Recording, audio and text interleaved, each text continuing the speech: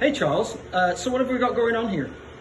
Well, Mark, we're emulating different targets for a mmWave IoT radar sensor at 60 gigahertz. Oh, like for guarding machinery or opening and closing doors, for example. Yeah, exactly. Excellent. So tell me a little bit about the test setup that you've got.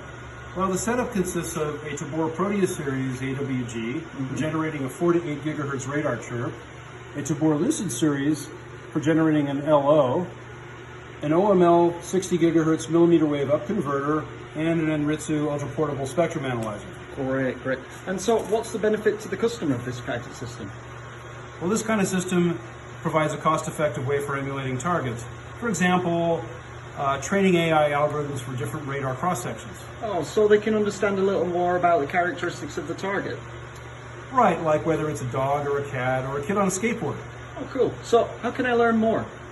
Just Google Tabor Electronics, Tabor, to find out more.